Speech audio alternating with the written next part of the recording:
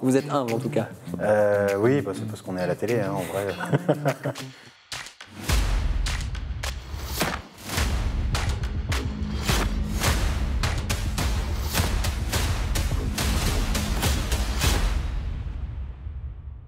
Bonsoir, c'est un pur fruit du département. Il est né à Metz et vit aujourd'hui à Entrange, passé par une licence culture et communication à Metz et une faculté de cinéma à Lille. Il est aujourd'hui journaliste, reporter d'images et présentateur de la célèbre émission Destination Moselle, véritable féru d'histoire et de patrimoine. Mesdames et messieurs, je vous présente Tim Girard. Bonsoir Tim. Bonsoir Jean. Vous allez bien? Bonne année Tim déjà. Très bien, bonne année à vous. Quels sont vos vœux pour 2023 Tim? J'ai jamais trop fait de bonnes résolutions. Faire mieux que l'année dernière, c'est déjà pas mal. Une fois n'est pas coutume, on commence par l'actualité. Et puis votre actualité, vous, c'est Destination Moselle, par-ci par-là sur Moselle TV, qui cartonne toujours autant d'ailleurs, cette émission. Elle cartonne, je ne sais pas si on peut dire ça. En tout cas, elle est regardée. Et même si on ne peut pas comparer ce genre d'émission, que ce soit à l'antenne ou sur YouTube, à des émissions d'envergure nationale, moi, je considère que chaque vue, chaque petite info qu'un téléspectateur ou qu'un youtubeur retient, pour moi, c'est une victoire. Pour ceux qui ne connaîtraient pas Destination Moselle, je suis sûr qu'ils sont très peu nombreux, je vous propose de regarder ce petit extrait. Depuis des années, je sillonne la Moselle en quête des différents chapitres qui ont écrit le récit de ce territoire. Mes rencontres avec des historiens et des passionnés m'ont aidé à lever progressivement le voile sur l'épopée mosellane. Un territoire unique qui n'est devenu français officiellement qu'au XVIIe siècle. Un territoire où les vestiges retracent plus de 2000 ans d'occupation humaine. Nombreux sont ceux qui ne voient pas toute l'histoire qui nous entoure. Pourtant, il suffit d'ouvrir les yeux. Je m'appelle Tim Girard, je suis journaliste spécialisé en histoire et patrimoine.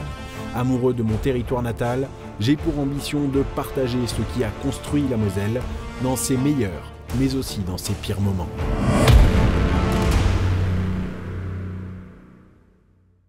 Vous avez toujours été aussi à l'aise, Tim?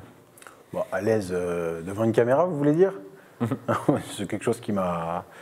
J'aime bien m'amuser avec la caméra depuis que je suis gamin. Donc dès le moment où mon père a eu un caméscope, faire l'imbécile devant l'objectif, c'est devenu un objectif. Mais c'est un talent naturel ou c'est aussi le fruit d'un travail acharné, peut-être les deux, hein, sûrement même? Si on peut dire que c'est travailler que de faire l'imbécile toute la journée, il y a eu beaucoup de travail, ouais, ça complètement. Ensuite, il y a forcément un peu d'exercice au fur et à mesure des années qui passent vite même. Donc de l'exercice, oui, mais avant tout une envie. C'est Jacques Brel qui disait, le talent c'est d'avoir envie. Donc je m'arrête là-dessus. Destination Moselle, une émission où on découvre l'histoire et le patrimoine du département. Alors il existe très peu d'émissions sur les télés locales en France comme celle-ci. C'est une fierté, j'imagine, pour vous? C'est une fierté, d'autant plus que c'était vraiment mon envie. Quand j'ai rejoint Moselle TV, Mirabel TV à l'époque, mon envie, c'était au fur et à mesure, proposer un programme d'histoire. Donc il y avait bien sûr le programme de Marilène Bergman avant C'est notre histoire. Et quand Marilène est partie à la retraite, c'était le moment de proposer un nouveau programme qui se faisait vraiment en extérieur, à la rencontre des experts, des historiens. Donc une fierté, oui, mais en plus d'une fierté, c'est aussi beaucoup de travail déjà, et un travail d'équipe, donc la fierté est forcément partagée. On remonte un peu dans le temps. Votre passion pour l'histoire, finalement, elle est venue comment? C'était évident? Alors on m'a déjà posé la question. Et je confonds un petit peu, il y a eu tellement de moments où l'histoire, je m'y suis intéressé, puis après, dans notre jeune âge, on a des périodes, on a des passades. Donc je m'y suis beaucoup intéressé quand j'avais 4-5 ans déjà, notamment par les images où j'adorais voir le masque de Toutankhamon, surtout l'Égypte antique. Je restais vraiment dans ce giron de l'Égypte antique. Et puis au fur et à mesure, il y a eu le Moyen-Âge quand j'étais préadolescent, il y a eu l'époque de la Révolution française quand j'avais atteint la majorité. Et puis au fur et à mesure, beaucoup par les films que je voyais, les films historiques, je me suis intéressé aux époques, j'ai creusé un petit peu à chaque fois et au fur et à mesure, c'est une passion qui ne m'a jamais quitté et que j'ai étoffée avec l'âge. Si vous faites ça aussi, Tim, j'imagine que c'est pour transmettre. Vous faites d'ailleurs des conférences dans les collèges, dans les lycées. C'est important pour vous, cette notion de transmettre? C'est plus qu'important, c'est la base. Parler d'histoire aujourd'hui, s'il n'y a pas de volonté de transmission, très sincèrement, ça ne sert à rien. On peut aimer l'histoire, en parler devant son miroir, c'est cool, c'est sympa, on s'amuse, mais il n'y a pas d'intérêt. Donc oui, la transmission aujourd'hui, pour moi, elle est importante parce que l'histoire qui s'oublie, je ne vais pas faire la citation facile, celui qui oublie son histoire est condamné à la revivre, mais quand on oublie l'histoire, finalement, on oublie une identité. Plus que le risque d'un passé qu'on risque de revivre, sans histoire, il n'y a pas d'identité. Et c'est ce que j'essaye quand je vais au contact des lycéens ou des collégiens, c'est ce que je leur dis. Aujourd'hui, si vous parlez en tant que Français, en tant que Lorrain, en tant que Mosellan, que Thionvillois, de Messin ou peu importe, c'est parce que vous avez une histoire. Et pour se revendiquer d'une identité, si on ne connaît pas son histoire, ça sonne creux. Et ça, c'est quelque chose qui me gêne aujourd'hui. Il n'y a pas que le foot. Il y a peu de temps la Coupe du Monde. Il n'y a pas que le foot qui fait qu'on est français. Il y a aussi l'identité, et l'identité découle de notre histoire. Bon, Tim, on reviendra dans quelques instants sur votre parcours, votre personnalité. Mais d'abord, je vous propose de prendre un petit café. On y va? C'est la pause café. Première question, c'est la même pour tous mes invités. Votre café plutôt court ou long? Plutôt long. Votre plaisir coupable? La glace à la vanille. Votre loisir favori? Loisir favori. Je suis assez simple, la lecture. Les 3 défauts que vous donneriez à un entretien d'embauche? Oula. Insupportable, difficile de rester sérieux et tête brûlée. D'habitude, on cherche plutôt des défauts qui font qualité, c'est pas votre cas? Ah non, j'assume complètement mes défauts, je sais que j'en ai beaucoup et je préfère prévenir dès le début, oui. Donc autant dire les vrais défauts qui risquent de poser problème. Si vous deviez prendre qu'un seul objet sur une île déserte, quel serait-il? Un seul objet sur une île déserte. Un livre peut-être? Ce serait sûrement un livre et je pense que pour être sûr de ne pas arriver à court de lecture, je prendrais les Chroniques de l'Humanité, cet énorme bouquin qui est mon bouquin de chevet d'ailleurs depuis plus que je suis jeune, donc je l'emmène. La résolution en 2023 que vous n'allez pas tenir, bon, vous avez parlé de résolution tout à l'heure, mais... Que je ne vais pas tenir, perdre du poids, tiens. Je la tiens jamais, ou alors j'en perds et puis je reprends juste après. L'ascenseur, qu'est-ce qui vous rend triste, Tim? Qu'est-ce qui me rend triste? Beaucoup de choses. Là, comme ça, le harcèlement scolaire, c'est quelque chose qui me rend beaucoup triste. À quoi, selon vous, ressemble le succès? Le succès, comme je n'ai pas encore assez travaillé pour en arriver vraiment là, donc ça va être compliqué de répondre. Vous êtes humble en tout cas. Pardon? Vous êtes humble en tout cas. Oui, c'est parce qu'on est à la télé, hein, en vrai. Je passe, sincèrement. La réalisation, l'émission dont vous êtes le plus fier? Alors il y a celle dont je suis le plus fier et celle que je suis le plus heureux d'avoir réalisée. Le plus heureux, c'est la cathédrale de Metz, parce que ça, c'est vraiment un rêve de gosse que j'avais de pouvoir un jour, on va dire, parcourir les différents corridors, couloirs cachés de la cathédrale. Et celle dont je suis le plus fier, je pense que c'est celle sur Thionville, parce que Thionville, c'est une ville dont je suis tombé amoureux quand j'étais adolescent, et je le suis toujours aujourd'hui. Donc oui, c'est ça, celle dont je suis le plus fier, Thionville. Justement, où est-ce que, géographiquement parlant, vous vous sentez le mieux? Thionville? Je me sens bien à Thionville parce que je connais la ville un peu par cœur, et son histoire aussi. Après, je dis pas ça pour faire bonne figure, mais très sincèrement, tant que je suis en Moselle, je me sens bien. Même si j'aime bien découvrir d'autres territoires, mais tant que je suis en Moselle, je me sens bien. Enfin, Tim, on termine avec votre meilleur souvenir de tournage. Mon meilleur souvenir de tournage, alors c'était pendant l'émission sur la cathédrale, où avec Joseph Silési, guide conférencier qui nous faisait la visite, et avec Florian Tonizzo qui était le caméraman, on découvre les combles de la cathédrale, ces combles métalliques suite à l'incendie fin du 19e. Et puis Joseph ouvre la porte sans nous dire ce qu'il y a derrière. Et moi je m'attendais à une petite pièce cachée. Et en fait, ouverture sur la ville de Metz, on est tout en haut de la cathédrale et là on découvre la ville. Alors je suis de dos dans l'émission, donc on ne voit pas forcément ma surprise, mais en vrai j'étais... en plus on avait eu la pluie toute la journée et au moment où on arrive là, un beau soleil qui brille devant nous, c'était quelque chose d'assez émouvant. Ouais. Alors on parlait au début de cette émission de votre passion pour l'histoire, mais au départ c'est dans le cinéma que vous vous dirigez, que vous vous lancez. Racontez-nous un peu votre jeunesse et comment justement vous en êtes arrivé à prendre cette voie à la base. Alors, c'est vrai que pendant très longtemps, j'ai voulu faire du cinéma. J'ai voulu être comédien, réalisateur, donc j'avais réalisé quelques courts-métrages, comme on fait souvent quand on a cette passion avec des copains, quand j'avais 17, 18, 19 ans. Et puis, au fur et à mesure, donc j'ai pu participer à des tournages, notamment sur KD2A, donc c'était sur France 2 le samedi matin pour les enfants à l'époque. J'avais pu tourner j'ai pu découvrir des plus gros plateaux de tournage, aussi sur Arte, des docu-fictions sur Arte, notamment sur Vauban. Et c'est progressivement, en fin de compte, je me suis dit comment lier l'envie de faire l'imbécile et en même temps ce désir que j'avais de parler d'histoire et d'en découvrir plus sur l'histoire. Donc ça, honnêtement, ça s'est fait naturellement.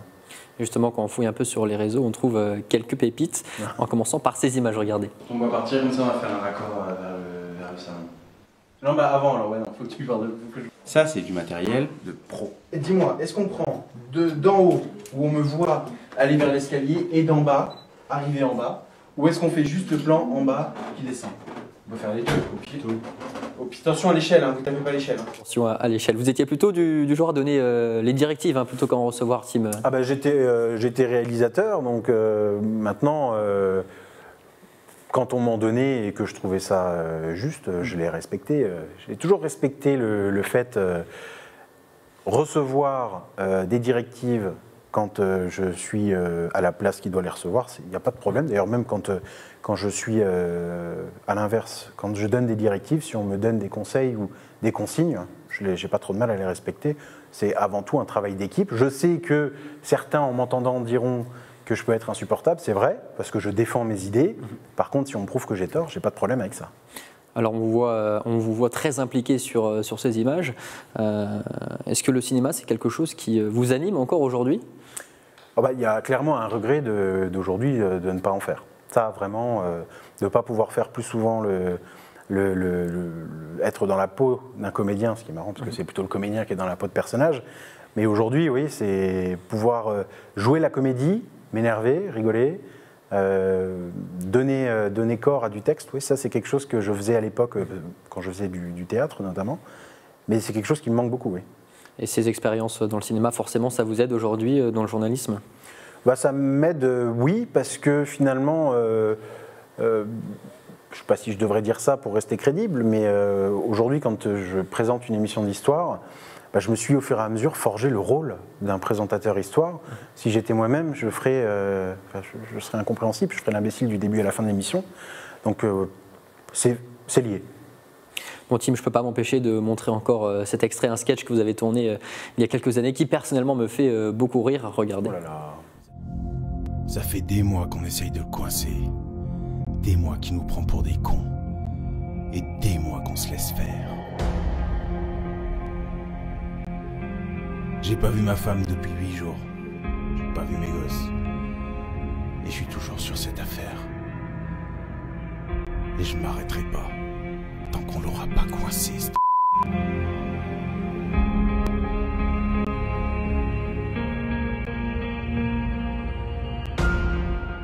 Ah, il y a quelque chose, hein, il y a un vrai talent. Vous aimez bien jouer, je crois, l'agent spécial ou le flic, peut-être ça, c'est le hasard. Un métier d'une autre vie Non, ça c'est le hasard. Donc je salue Asdin Brahimi, réalisateur de talent et bien connu. Asdin Brahimi, en fait, c'est un copain. Et quand on a des idées, très souvent, on a tous les deux été bercés par ce genre de film. Donc forcément, quand on a envie de faire quelque chose et de s'amuser, bah, on part sur des scénarios un peu dans ce genre-là, un peu sombre, un peu thriller. On aime bien ça. Et puis quand Asdin me propose de tourner avec lui, même pour un petit tournage qui va durer 2 heures, je dis oui, forcément. Alors on parlait de vos défauts tout à l'heure. Votre plus grande qualité cette fois, quelle serait-elle? La spontanéité, peut-être? Je dirais plutôt la ténacité.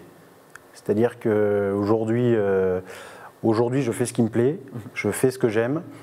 Et malgré le fait que pendant des années, voire des dizaines d'années, pendant 20 ans, j'ai entendu laisse tomber, tu n'y arriveras pas, fais un parcours normal, entre guillemets. J'ai un parcours totalement atypique, je suis autodidacte, et ça pour moi c'est une fierté. Donc, ouais, plutôt de ténacité. Ténacité, et ça se traduit dans vos projets. C'est vrai qu'ils soient petits ou grands, vous vous lancez à chaque fois pleinement dedans. On peut parler par exemple de ce podcast, les histoires flippantes. Histoire de flipper. Histoire de flipper. Histoire de flipper. Alors c'est vrai que alors ça c'est une autre passion que j'ai depuis que je suis gamin, c'est les films d'horreur, les histoires d'horreur, faire frissonner et faire peur aux gens, notamment quand je fais l'imbécile aussi. J'aime bien faire peur aux gens dès qu'il fait nuit. Et c'est vrai que le podcast, comme pour le reste des projets dans lesquels je me suis lancé, c'est toujours comme un taureau. J'ai l'idée, je la laisse mûrir pendant plusieurs mois, parfois plusieurs années. Par contre, quand je me lance, quitte à faire des erreurs, je le fais avec le cœur et j'y vais à fond. C'est pour ça d'ailleurs que parfois je suis bien content d'avoir des gens à côté qui me donnent des consignes. Ça m'évite de faire trop d'erreurs. Alors c'est vrai que Tim, on vous voit beaucoup sur les réseaux, vous aimez bien vous montrer. C'est important pour vous l'image ? Je me montre beaucoup parce que je vais pas avoir cette fausse humilité. Quand on se montre, quand on fait un métier où on va devant une caméra faire quoi que ce soit, c'est qu'on a besoin, on a cette envie et ce besoin de se montrer un peu. Alors ça peut être répréhensible, hein, certains ne le comprennent pas, mais je pars du principe, en ce qui me concerne personnellement, qu'il n'y a pas de mal à vouloir être aimé. Moi, le fait de faire des vidéos, de faire l'imbécile sur les réseaux ou des émissions, c'est le même principe. J'ai envie que ça plaise. Et donc, j'ai envie que mon travail plaise. Et de faire l'imbécile, mais que ça plaise. C'est toujours la même idée. Alors, parfois, ça ne plaît pas. Parfois, il y a des erreurs. Parfois, des gens se vexent de certains sketchs que je peux faire de manière assez privée, publique. Parce que c'est sur ma page Facebook, en fin de compte... ou sur Instagram ou autre, mais je n'arriverai jamais à m'empêcher de ça, de faire en sorte de faire rire et de vouloir partager donc, dans les émissions, mais toujours avec ce dénominateur commun qui est fait de vouloir plaire aux autres. Oui. Et justement, qu'est-ce que vous aimeriez que les autres retiennent de vous ? Ce partage ? Ce partage, oui. Si on m'oublie, je ne serai plus là pour m'en plaindre. Mais ce que j'aimerais bien qu'on garde à l'esprit, alors là pour le coup c'est plutôt ce qui est sérieux, c'est peut-être le mec qui nous a fait marrer, mais c'est le mec qui a voulu mettre en lumière l'histoire du département de la Moselle, qui y a tenu et qui l'a fait pendant, j'espère, jusqu'au bout en tout cas. Alors Tim, maintenant je vais vous montrer plusieurs photos, vous allez devoir me les décrire en un seul mot, c'est l'exercice, me dire ce qu'elles représentent pour vous ces photos. On va commencer avec la première photo qui va s'afficher à l'écran. En un mot, qu'est-ce que ça représente ? Alors, la première photo, ça, c'est la fidélité. La fidélité, c'est Sophie. Sophie, qui est ma meilleure amie, une de mes meilleures amies depuis des années. Et quand ça ne va pas, c'est elle qu'il faut que je voie. Et quand j'ai envie d'aller bien ou que je vais bien, c'est elle qu'il faut que je voie. Et la deuxième photo, alors ? La deuxième photo, ce serait... Je vais tricher un peu, mais ce serait fidélité aussi, puisque c'est ma deuxième meilleure amie. C'est pour ça que je les ai mis ensemble. Voilà. Donc c'est Amandine. Amandine, c'est celle que je vois, elle aussi. Alors je les vois jamais ensemble, je les vois toujours séparément, mais c'est toujours quand il y a ce besoin d'aller bien, d'aller mieux, ou que ça va pas du tout. C'est elle que j'appelle, et vice-versa d'ailleurs, c'est l'amie, tout simplement, fidèle. Deuxième photo, Tim, maintenant, qui va aussi s'afficher sur l'écran. En un mot. L'équipe. L'équipe, c'est votre famille. C'est mes frères et sœurs, alors il en manque deux. Il manque les deux grands, mais oui, donc on a Jade, Baptiste, Terence, puis Thibaut et Aurélien qui ne sont pas sur la photo. L'équipe, parce que, bon, déjà on est une grande famille, hein, je suis issu d'une famille de 6 enfants, et c'est vrai que c'est quand on grandit qu'on se rend compte que finalement toutes les chamailleries qu'on peut avoir pendant la jeunesse, les rancœurs, les regrets parfois, ils s'estompent, et dans les grands passages de notre vie qui ne sont pas toujours simples, on fait une seule équipe, on fait corps, et c'est là qu'on se rend compte que même si on a pu regretter étant jeune d'être dans une famille nombreuse parce que c'est pas toujours facile de trouver sa place, en fait on est bien content plus tard d'avoir des gens sur qui compter, ça vraiment. Dernière photo, Tim, vous en avez déjà parlé un peu tout à l'heure. Marilène. Un seul mot. Quel impact elle a eu dans votre vie ? Marilène, ça a été un modèle. Ça a été un modèle, et ensuite, après, ce serait le mot que j'emploierais d'ailleurs, modèle.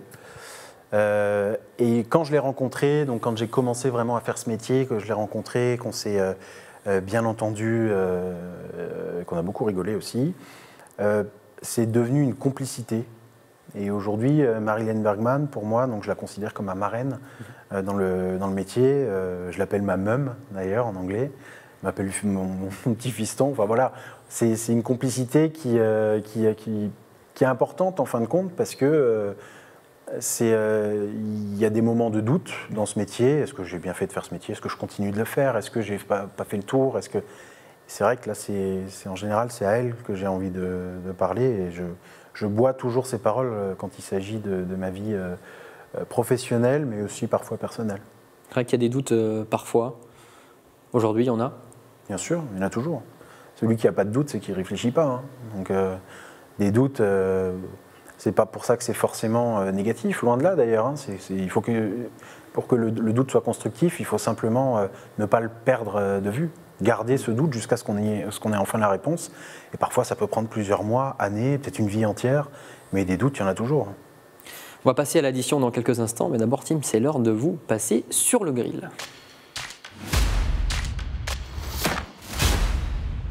Alors Tim, vous avez accepté de participer au face-à-face et donc vous consentez à passer sur le grill. Ma première question, est-ce que le journalisme n'a pas été finalement une voie de secours par rapport au cinéma? Complètement.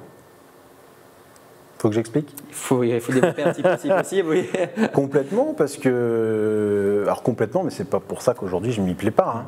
Mais c'est vrai que même si j'aimais l'histoire, finalement ça a été comment combiner vie professionnelle et faire ce que j'aime.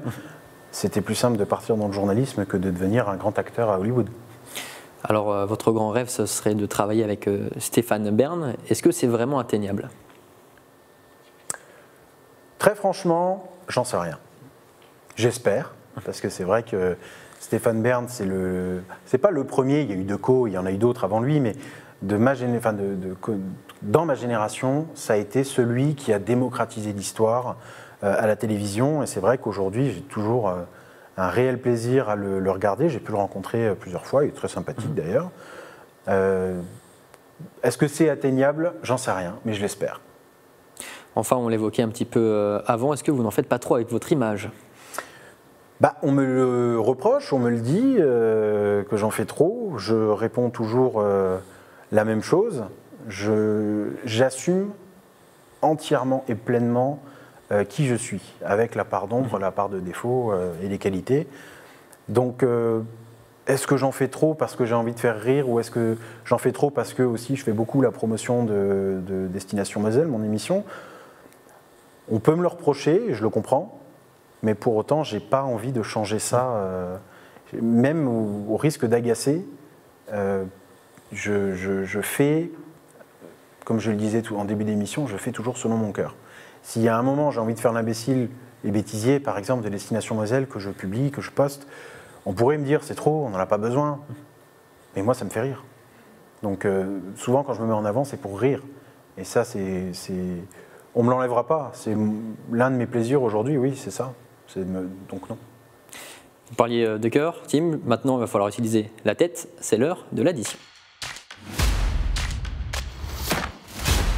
On conclut par une note un peu plus légère, comme d'habitude. Un quiz, le thème, bien évidemment, l'histoire.